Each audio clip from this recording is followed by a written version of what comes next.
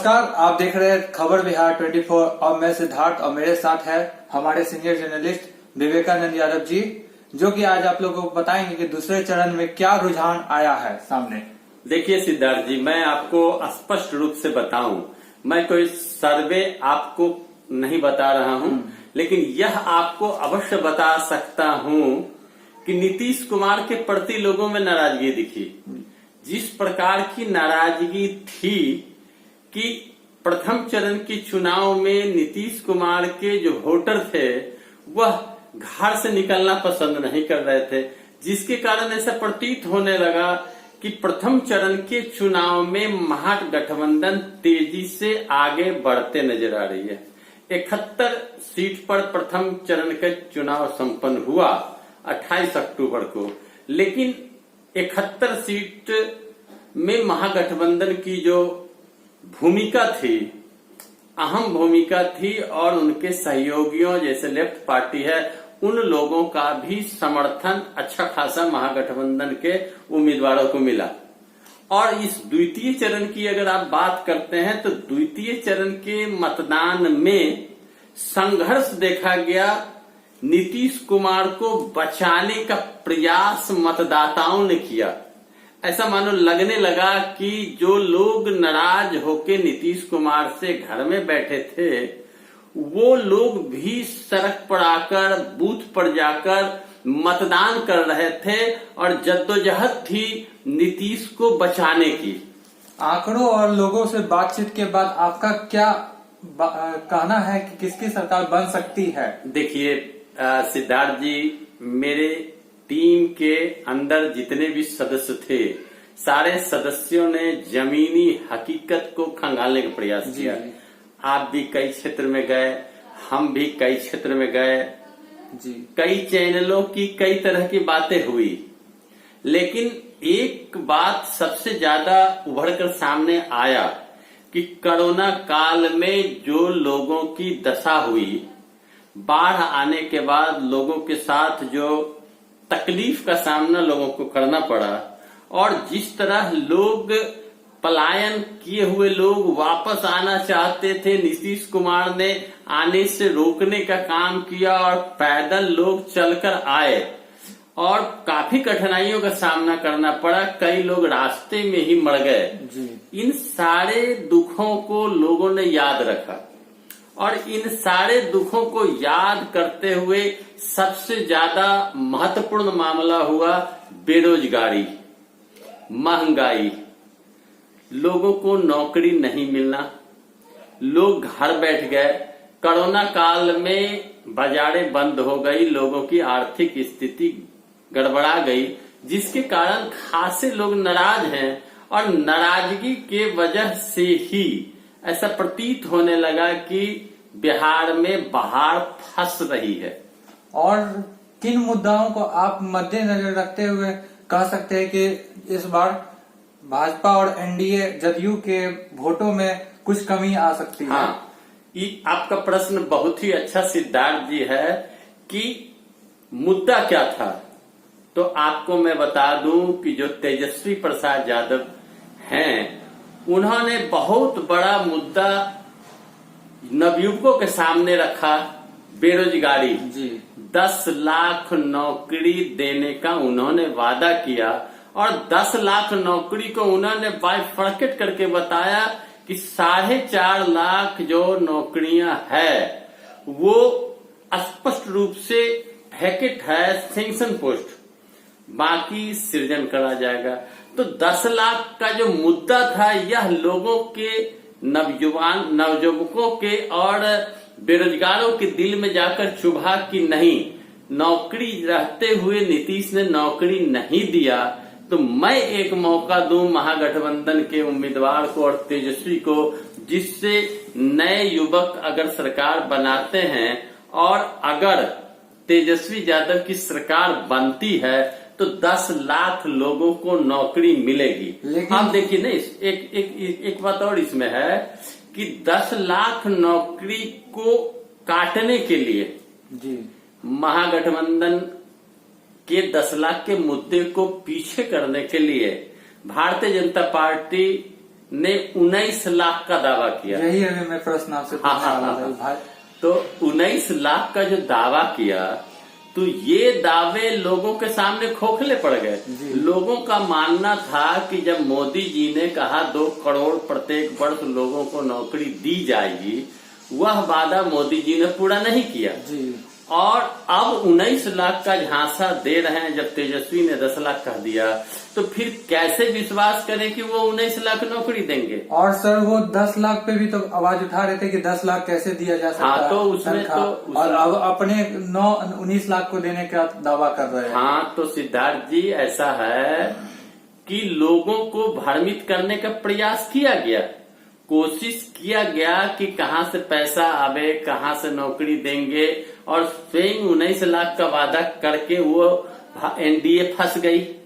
अब उस मुद्दे को छोड़कर अब वो नारी को हमने आगे बढ़ाया, हमने नल जल योजना लाया, जल जीवन हरियाली लाया। तो इस तरह की बातों को भुनाने का प्रयास नीतीश जी कर रहे हैं। लेकिन आप भी गए थे और हमने भी आपके साथ जाने का हमें भी मौका मिला, हम सब गए थे। तो कई स्थान पर ऐसा देखा गया कि नल ही नहीं है, और अगर जल है तो नल गायब है, पाइप है तो चालू नहीं है। तो यह जो नल जल योजना है, यह लगभग फ्लॉप दिखता नजर आ रहा है। समझ रहे हैं ना। और जो भूमिका सरकार की है, वह सरकार की भूमिका संदिग्ध भूमिका आम जनता के सामने है। इसलिए कि आम जनता यह समझ रही है कि नीतीश कुमार का शराबबंदी का जो मामला था, उन्होंने शराबबंदी किया, लेकिन शराब घर घर पहुंच रहा है। हर मोहल्ले में, गली में शराब डिलीवर करने वाले 100 रुपये के शराब को 500 रुपये में बेच रहे हैं। यह बहुत बड़ा नाराजगी लोगों में है। और सबसे बड़ा जानते हैं आपकी नाराजगी नौजवानों में है कि हमें पढ़ लिख के घर में बैठना पड़ रहा है, हमें नौकरी नहीं मिल रही, हमें रोजगार नहीं मिल रहा। यह मामला सबसे ज्यादा एनडीए के लिए घातक है। और सर विद्यार्थियों को सबसे ज्यादा नुकसान इस 2020 में फेस करने को मिला। और अभी इतने दिनों से स्कूल कॉलेज सब बंद है, और लेकिन चुनाव भी किया जा रहा है, और पूजा पाठ और रेलवे सब चीज अब सभी की जिंदगी जो है अपने रास्ते पे आ चुका है। लेकिन विद्यार्थियों का क्या, अभी तक सरकार इस पे बोलना नहीं चाह रही है। हाँ, यह जो प्रश्न आपका है, यह महत्वपूर्ण प्रश्न है कि सरकार चुनाव करा रही है जी, बसें खुल गई, बाजार खुल चुकी है, लेकिन अब तक विधिवत रूप से स्कूल कॉलेज नहीं खोला गया। विद्यार्थियों का जो पढ़ाई लिखाई है वो बाधित है, ट्रेन नहीं खुल पा रही है, लोगों का आवागमन बाधित हो रहा है, बसों में, टेम्पुओं में भाड़ा अधिक लिया जा रहा है, जिससे लोगों को परेशानी है जी। विधिवत रूप से कई ऐसे कार्य हैं जो सरकार ने नहीं किया, खुला नहीं। इसका भी खामियाजा सरकार को द्वितीय चरण में भोगना पड़ेगा। और ये सब तो हो गया, हम लोगों ने मुद्दाओं का बात किया। अब हम लोग इन बात से आपसे क्वेश्चन पूछना चाहते हैं, प्रश्न पूछना चाहते हैं कि चिराग पासवान का क्या रोल है इस चुनाव में। और वो अकेले सभी सीटों जिस सीट पे जदयू लड़े हुए हैं, जदयू का लड़ा हुआ है आदमी, उस सीटों पे वो भी अपने प्रत्याशी को खड़ा किए हैं। हाँ, यह प्रश्न भी आपका बहुत महत्वपूर्ण है कि चिराग पासवान की भूमिका संदिग्ध है। चिराग पासवान एनडीए के पार्ट नहीं है, ऐसा भारतीय जनता पार्टी के बड़े बड़े नेताओं ने कहा जी, कि वो बिहार में अलग हैं, लेकिन एनडीए में वो बिहार से बाहर हैं। तो सवाल उठता है कि भारतीय जनता पार्टी के 2-4 सीट पर और जदयू और हम के जितने भी उम्मीदवार हैं, सारे सीट पर चिराग पासवान के उम्मीदवार हैं लोजपा के। और सबसे बड़ा अगर इस द्वितीय चरण और प्रथम चरण के चुनाव में चिराग पासवान के उम्मीदवारों की भूमिका है, तो सबसे ज्यादा एनडीए के वोट को खंडित करने में वो उम्मीदवार लगे हुए हैं। लोजपा के उम्मीदवार भारतीय जनता पार्टी और जदयू का जो पैक्ट वोटर हुआ करता था, उस वोट को बांटने का काम स्पष्ट रूप से कर रहा है, ऐसा अब तक झलक रहा है। एनडीए में भाजपा और जदयू का क्या रोल है? किसका अभी रोल हम लोग ज्यादा मान सकते हैं या किसका रोल हम लोग कम मान सकते हैं? देखिए, इसमें जो है स्पष्ट रूप से मैं आपको बता दूं कि अब तक प्रथम चरण और द्वितीय चरण का जो मतदान हुआ संपन्न जी, कुल 165 सीट, 71 सीट और 94 सीट, कुल 165 सीट का मतदान संपन्न हुआ जी। तीसरे चरण की भी लड़ाई होनी है, संघर्ष होना है। मतदाता मत देंगे 7 नवंबर को जी। लेकिन इस जो 165 सीट का मामला है, इस 165 सीट में स्पष्ट यह झलकता है कि नीतीश के प्रति लोगों की नाराजगी बहुत अधिक है। सीट अगर बढ़ने की बात करी जाएगी तो नीतीश कुमार से बहुत ज्यादा सीट भारतीय जनता पार्टी का बढ़ेगा जी। भारतीय जनता पार्टी की भूमिका अब की चुनाव में अहम होगी, इसलिए कि उसके उम्मीदवार ज्यादा जीत के आएंगे और नीतीश कुमार को बहुत ज्यादा नुकसान का सामना करना पड़ेगा। हम लोगों ने रैलियों में भी जब लोगों से प्रश्न पूछा, जिस रैली में नरेंद्र मोदी प्राइम मिनिस्टर हमारे भाषण दे रहे थे, उस रैली में भी लोग नीचे बोल रहे थे स्टेज के नीचे कि हम लोग मोदी जी को तो पसंद करते हैं, लेकिन नीतीश कुमार को हम लोग बनाना नहीं चाहते हैं सीएम। हम लोग चाहते हैं कि भाजपा का सीएम इस बार बिहार के गद्दी पर बैठे। कई कार्यक्रम में हमने भी देखा और आपने भी देखा, टीम के लोगों ने भी देखा कि नीतीश कुमार और मोदी जी के भाषण के बाद अगर मतदाता जो सुनने गए थे, श्रोता, उनसे जब हम लोगों की बात हुई तो वो कहते थे कि मोदी जी पसंद हैं लेकिन नीतीश कुमार पसंद नहीं है। अब समझिए आप कि मतदाता के अंदर में यह बहुत बड़ा भेद था कि मोदी पसंद है लेकिन नीतीश पसंद नहीं है।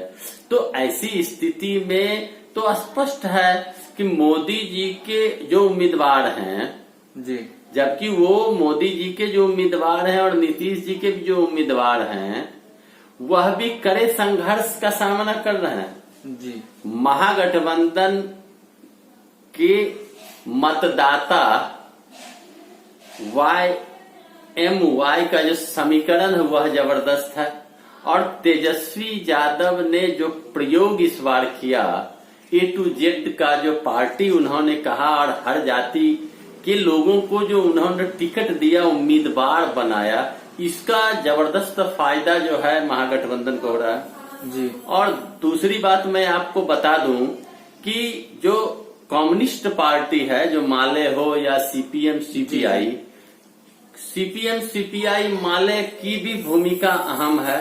जितने भी मतदाता सीपीआई सीपीएम और माले के थे वो सारे अब महागठबंधन के उम्मीदवार को वोट दे रहे हैं जी। कहीं बदलाव नहीं हुआ है और अभी जो आपको 94 सीट का चुनाव हुआ है, इस 94 सीट में संघर्ष कड़ा है जी।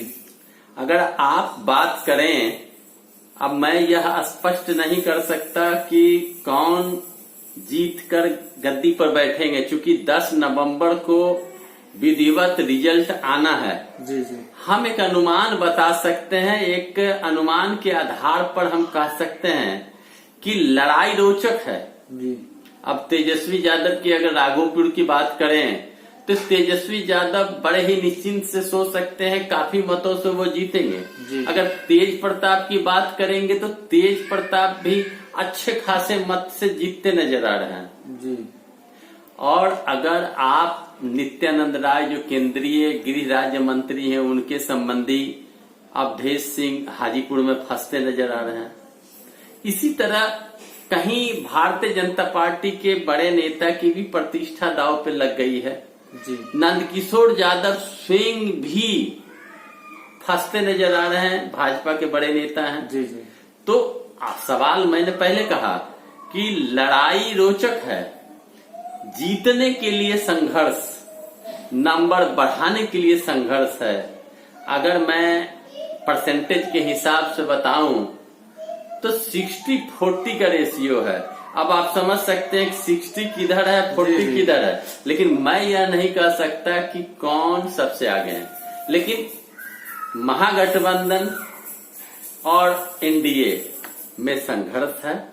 एनडीए अपने वजूद को बचाने के लिए संघर्ष कर रही है।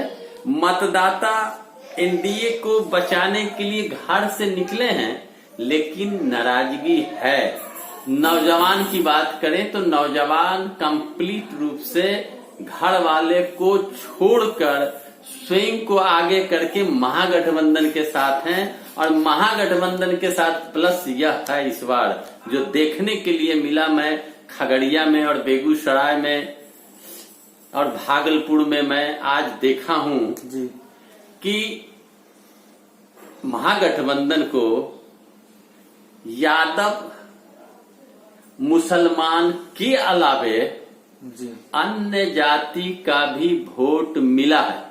लोग माने न माने, भूमिहार हो, राजपूत हो, ब्राह्मण हो, सारे जाति के लोगों का वोट मिलता नजर आया। जैसे आप मान लें अजीत शर्मा भागलपुर में कांग्रेस के उम्मीदवार भूमिहार जाति के हैं, लेकिन उन्हें भूमिहारों का भी मत मिला और यादव मुसलमान के सहित अन्य जाति का भी मत मिला।